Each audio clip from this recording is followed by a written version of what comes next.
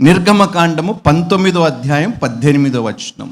అగ్నితో, యెహోవా అగ్నితో సీనాయి పర్వతము దిగి వచ్చినందున అదంతయు ధూమమై ఉండెను. దాని ధూమము కొలిమి ధూమం వలనే లేచెను. పర్వతమంతయు మిక్కిలి కంపించెను. ఏమైంది? మౌంట్ సైనాయ్, ఈ సినాయి పర్వతము మొత్తము పొగలు. ఎందుకంటే దేవుడు అగ్ని వలె ఆ పర్వతము మీదకి, ఎవడైనా కొంపలు తగలబడుతుంటే మనం సాహసం చేస్తామని అందులోని అగ్నిలోకి వెళ్ళటానికి. నీలో వాక్యమనే అగ్ని ఉన్నంత వరకు అపవాది చొరపడటానికి కూడా సాహసించడు, ధైర్యము కూడా చేయడు.